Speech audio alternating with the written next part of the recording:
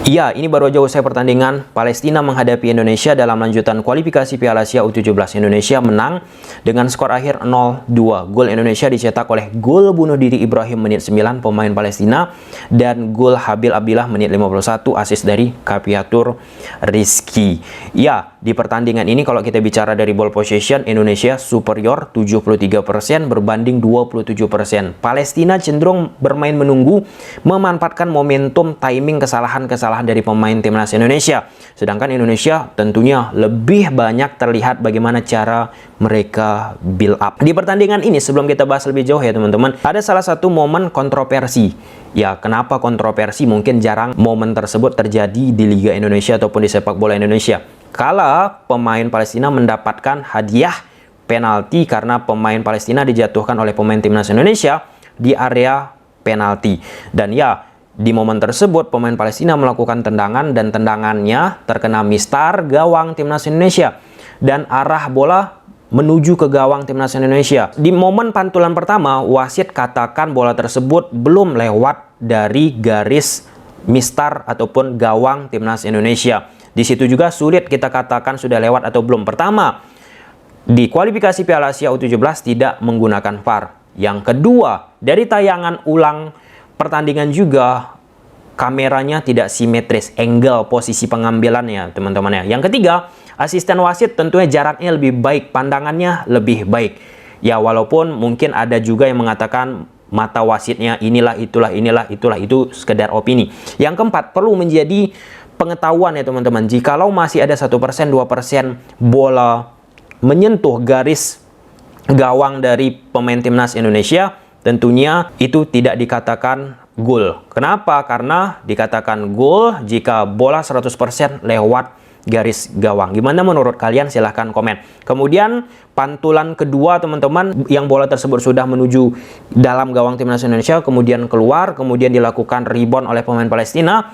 Di momen tersebut menurut aturan teman-teman, keputusan wasit sudah tepat karena jikalau rebound berasal dari terkena mistar, bukan terkena kiper dari lawan teman-teman, tentunya itu tidak boleh diambil dua kali. Beda cerita kalau misalnya terkena kiper dari lawan, di momen ini timnas Indonesia, itu boleh diambil dua kali. Di momen tersebut sudah jelas ya teman-teman ya. Kemudian pada saat aku membuat video ini, Presiden Jokowi mengeluarkan pernyataan tentang pemerintah dan FIFA akan bentuk tim transformasi sepak bola Indonesia. FIFA lewat Presiden Gianni Infantino teman-teman memberikan surat kepada pemerintah Indonesia, yang berdasarkan surat tersebut alhamdulillah sepak bola Indonesia tidak dikenakan sanksi oleh FIFA. Selanjutnya akan dilakukan kolaborasi antara FIFA, Konfederasi Sepak Bola Asia (AFC) dan pemerintah Indonesia untuk 1. Membangun standar keamanan stadion di seluruh stadion yang ada di Indonesia. 2. Memformulasikan standar protokol dan prosedur pengamanan yang dilakukan oleh pihak kepolisian berdasarkan standar keamanan internasional. 3. Melakukan sosialisasi dan diskusi dengan klub-klub bola di Indonesia, termasuk perwakilan supporter untuk mendapatkan saran dan masukan serta komitmen bersama. 4. Mengatur jadwal pertandingan yang memperhitungkan potensi-potensi risiko yang ada. Serta 5. Menghadirkan pendampingan dari para ahli di bidangnya. Harapan kita dengan apa yang terjadi ini teman-teman, ke depannya lah, ya tentunya kita nggak mau terulang kembali, dan tentunya ini menjadi perbaikan untuk sepak bola Indonesia kita yang ke depannya jauh lebih baik daripada sekarang. Dan kabarnya juga dalam beberapa waktu ke depan FIFA akan datang ke Indonesia, termasuk Presiden FIFA juga ya, untuk membuat kantor sementara di Indonesia. Itu salah satu langkah yang sangat luar biasa dan cepat. Oke, kita masuk ke pertandingan. Kalau kita lihat dari klasemen teman-teman, Indonesia masih berada di urutan pertama, kemudian kedua Uni Emirat Arab, Malaysia, Guam, Palestina. Di pertandingan terakhir, Indonesia akan menghadapi Malaysia. Kalau kita bicara kala menghadapi Malaysia, ini terkait tentang rivalitas gengsi 90 menit ya teman-teman ya. Dan ya, kalau bisa menang toh ya. Oke, kita lihat dari line up kedua tim. Dari lapangbola.com, Palestina gunakan pola 4-1-4-1, sedangkan Indonesia gunakan pola 4-3-3. Ada yang terlihat di sini di pertandingan ini yang dilakukan Palestina untuk mematikan timnas Indonesia yang sangat-sangat jelas. Coba kalian tonton replay pertandingan ini. Kala winger ataupun gelandang serang kanan dari Palestina pada saat defense, pemain timnas Indonesia selalu track back ke belakang. Untuk apa? Untuk mematikan ataupun menghentikan, menutup space bagi Habil Abdillah, fullback kiri timnas Indonesia. Seperti yang kita ketahui dari pertandingan pertama sampai menghadapi Palestina, Indonesia cenderung melakukan serangan itu dari sektor Habil Abdillah. Dari sektor kanan, teman-teman, itu nggak begitu superior untuk dilakukan penyerangan. Oleh karena itu, Palestina melakukan cara untuk menjaga, untuk menutup ruang kepada Habil Abdillah, dan itu dilakukan. Coba kalian saksikan pertandingan replaynya, dan akhirnya beberapa kali dilakukan timnas Indonesia untuk memberikan bola ke sektor Habil Abdillah, khususnya di babak pertama, teman-teman, berhasil dieliminasi lah ya, berhasil dikurangkan tingkat resiko ke gawang Palestina untuk menutup ruang dari Habil Abdillah. Tetapi kalau kita bicara secara konsep permainan, timnas Indonesia serupa dengan pertandingan-pertandingan sebelumnya. Idenya ya, gagasannya, teman-teman. Oke, kalau kita bicara tentang fisik, oke, kalau kita bicara tentang endurance, jauh banget. Timnas Indonesia superior, sedangkan pemain-pemain Palestina ya bermain lebih menunggu, memanfaatkan timing, memanfaatkan kesalahan dari timnas Indonesia, nggak berani mengambil inisiatif. Plus, ya, pada saat distribusi bola yang dilakukan oleh timnas Indonesia, itu sangat kelihatan banget apa yang terjadi di permainan timnas Indonesia. Otomatis karena timnas Indonesia menguasai bola sangat banyak, terlihat triangle, segitiga yang terbentuk, teman-teman. 1-2 sentuhan di belakang, single pivot mencoba merapat kedua center back. Kalau misalnya single pivot ini terisolasi dibuat oleh pemain Palestina, salah satu gelandang dari timnas Indonesia untuk turun lagi ke bawah. Esensinya akan terus membentuk segitiga.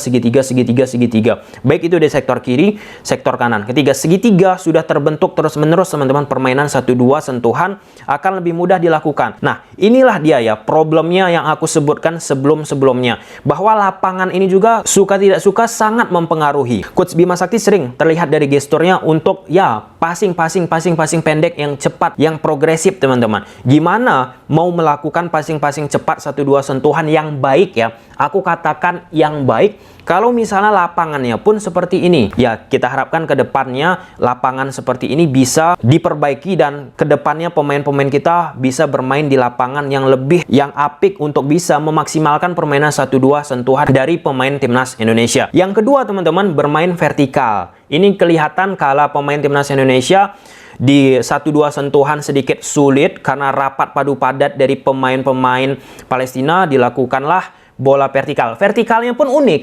Vertikalnya itu nggak menuju ke sektor penyerang, tapi vertikalnya itu menyamping, memanfaatkan pemain timnas Indonesia yang lari dari belakang.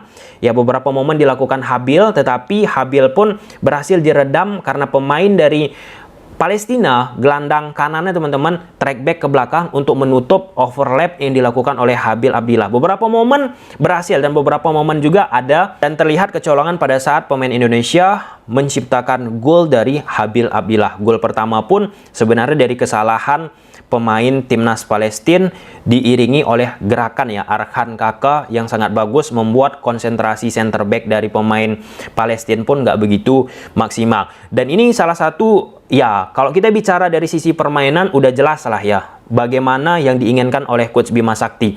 Pertanyaannya, apakah gaya permainan yang superior ini akan mampu dilanjutkan ke level senior mereka? Oke, kalau kita bicara level U16, U17, mereka ini akan masih berkembang, akan terus jauh melangkah lebih baik daripada pertandingan kali ini. Apakah mereka yang sudah baik di momen sekarang bisa mempertahankan di level senior nanti dikala batasan usia itu sudah tidak ada? Nah, inilah dia salah satu yang paling penting di momen tersebut, udah kaitannya tentang kecerdasan, intelijensi dari seorang pemain tersebut untuk bisa bermain di lapangan, teman-teman. Untuk bisa mengatur, misalnya secara endurance dari sisi fisik, udah mengalami kesulitan untuk bisa endurance kekuatannya seperti usia muda, yaitu kembali ke intelijensi, kepintaran bagaimana pemain tersebut tertempa seiring berjalannya waktu. Ketika masuk ke usia senior akan terlihat mana pemain-pemain yang memang benar-benar bisa menjaga stabilitas permainannya dari usia muda sampai dengan usia senior. Tapi ini kemenangan yang sangat bagus ya, teman-teman. Dan ya, kalau kita bicara kelemahan pun timnas Indonesia kelihatan di lini belakang beberapa momen tetap ya, teman-teman, memiliki problem di jarak antar lini tengah dan lini belakang yang sesekali ya 1-2 dua kali dilakukan eksploitasi oleh pemain-pemain Palestina. Dan yang kedua, 1-1 ya dari pemain timnas Indonesia yang sebenarnya bisa untuk meredam hal tersebut. Tapi kalau kita berkaca dari pertandingan Indonesia menghadapi Uni Emirat Arab, Indonesia menghadapi Palestina, teman-teman, kelihatan 1-1 timnas Indonesia kita ketika lawan memanfaatkan kecepatan itu sangat perlu diperhatikan. Kalau kita menghadapi Guam nggak kelihatan banget. Oke, gimana menurut kalian? Semoga kalian suka, teman-teman. Semoga timnas Indonesia kalah menghadapi Malaysia menghasilkan hasil yang lebih baik lagi dari sisi permainan, dan rumput di stadion ini pun harus diperbaiki. Bye.